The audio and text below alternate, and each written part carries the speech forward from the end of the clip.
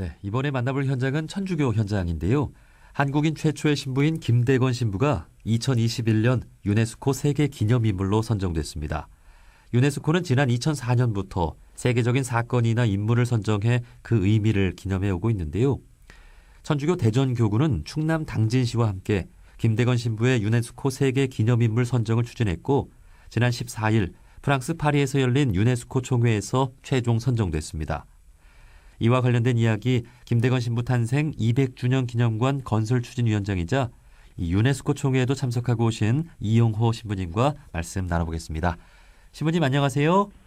안녕하십니까. 이용호 신부입니다. 네, 반갑습니다. 우선 축하드립니다. 김대건 신부가 네, 유네스코 세계기념 인물로 선정이 되었는데요. 김대건 신부님에 대해서 소개를 좀 해주시겠습니까? 예, 김대건 신부님은 한국 최초의 신부로 이렇게 서품 받으신 분이고 또 최초로 사제로서 순교하신 분이기도 합니다. 1821년 8월 21일 날 바로 당진시 우강면에 있는 이곳 솔매성지에서 출생하셨고요. 15살의 나이인 1836년에 프랑스 파리에방 정교회 신부님의 추천으로 마카오로 유학을 떠나게 되었고 유학생활 만 9년 만에 사제 서품을 받고 1845년에 이 땅에 입국해서 사제 생활 1년 1개월을 하셨고 1846년 9월 16일 26살의 나이로 이렇게 순교하신 분입니다. 예. 너무나 짧은 생애셨죠. 그러네요. 이 세계 기념 인물로 선정이 되었다는 것은 여러모로 의미가 있을 텐데요. 유네스코 총회에서 어떤 부분에서 큰 점수를 받았다고 보시는지요? 제가 볼 때는 사제 생활 1년 1개월했기 때문에 김대건 신부님에게서는 21통의 편지 그리고 조선 전도 이러한 기록물 외에는 많은 그 기록물이 차지하고 있지를 못하고 있습니다. 예. 그러나 그분이 이후에 끼친 삶의 영향력이 굉장히 컸다라고 이렇게 생각이 듭니다. 김대건 신부님은 유럽 사회를 처음으로 유럽 학문을 배웠던 지식인으로서 조선 봉건 계급 사회에 저항했던 그리스도교의 평등 사상을 주창했던 인물이었고요. 예. 또 조선 전도를 통해서 유럽에 바로 조선을 알리는 세계에 알리는 그러한 계기를 마련하기도 했습니다. 그분이 가졌던 어떤 백성들에 대한 평등 사상과 또 박애주의 사상 이러한 것들이 훗날 영향을 끼쳐서 이 한국 교회는 김대건 신부님 이후로 현재까지 6,500명에 가까운 신부들을 배출하게 됐습니다. 예. 그리고 이에 따르는 김대건 신부님을 이름을 딴 수많은 성당들 그리고 교육사업, 의료사업, 사회복지사업 이런 것들이 이제까지 영향을 끼치고 있기 때문에 그러한 영향력에 끼친 현 시대의 상황들을 유네스코에서는 크게 받아들여 주신 것 같습니다. 네. 그러니까 한 종교의 인물로만이 아니라 그가 끼친 영향력이 종교와 국가를 넘어서서 참 보편적으로 참 좋은 영향을 많이 끼쳤다라고 볼 수 있을 것 같습니다. 예. 예.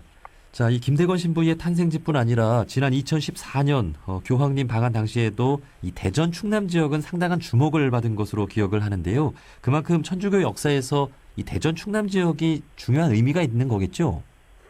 예, 김대건 신부님 이후에 서양의 선교사들은 육로를 통해서 입국하는 것이 어렵게 됨을 깨닫게 됩니다. 그래서 이곳 네프의 관문이라고 할 수 있는 이 삽교를 중심으로 이곳으로 내륙 깊숙이 포구가 형성돼 있기 때문에 배를 타고 이곳으로 입국하게 되었음을 의미하죠. 예. 그래서 이곳 충청도 내프 지역을 뜻하면 가장 가까이는 바로 당진시, 서산시, 그리고 홍성군, 또 예산군 등을 이렇게 들 수 있는데요. 이곳으로 배를 타고 들어왔던 선교사들이 거점을 마련했고 바로 그래서 이곳 지역에 있던 김대건, 최양업, 최방재 세 소년이 신학생으로 이렇게 선발될 수 있기도 했고요. 이분들이 이곳에서 또한 신앙을 전파하면서 활동했고 또 박해 시기에는 군사 진영이 있던 어떤 공주나 또 홍성 그리고 해미 진영으로 끌려갔기도 했고 또 이렇게 순교하신 이후에는 곳곳에 이분들의 시신을 모셨던 순교자들의 묘가 이렇게 자리한 곳으로 이곳에서는 입국 과정부터 시작해서 활동, 순교 그리고 그분들의 이장기까지 모든 것들이 곳곳에 살아 숨쉬고 있는 천주교 역사의 가장 큰 메카라고 봐도 이렇게 과언이 아닐 것 같습니다. 예. 자, 그래서 교황님께서도 4박 5일간 방한하시면서 한 2박 3일을 그 대전 충남 지역을 이렇게 순회하신 걸로 기억을 합니다. 예. 예. 이제 이번에 김대건 신부의 유네스코 기념인물 선정으로 대전교구는 더 바빠질 것 같은데요. 혹시 준비하고 있는 일들이 있으신지요? 예, 먼저 무엇보다도 김대건 신부님이 순교를 이렇게 더 많이 알려졌지만 함께 또 유학을 떠났던 두 번째 사제이셨던 최양업 신부님 두 분은 이종간이기도 했고 두 분의 탄생 200주년이 겹치게 됩니다. 김대건 신부님은 이곳 솔매성지에서 탄생을 하셨고요. 최양업 신부님은 충청도 청양에서 탄생하신 분입니다. 예. 그래서 두 분의 행사를 동시에 준비하고 있는데 저로서는 이곳 솔매성지에 이렇게 있기 때문에 솔매성지에 복합예술 공간을 이렇게 조성하고 있고요. 이러한 복합예술 공간을 조성함으로 인해서 어떤 문화를 통한 어떤 서로 간의 어떤 통교나 소통에 대해서 한번 생각해 볼 예정이고요. 김대건 신부님의 사상과 영성을 지금 이 시대에 맞는 그분의 정신과 사상이 어떻게 전파돼야 될까라는 것들을 함께 지금 역사가들을 통해서 지금 논의 중에 있습니다. 네. 그래서 이러한 것들이 밝혀지면 더욱더 그러한 행사에 대한 일들도 함께 펼쳐지겠죠. 네, 예.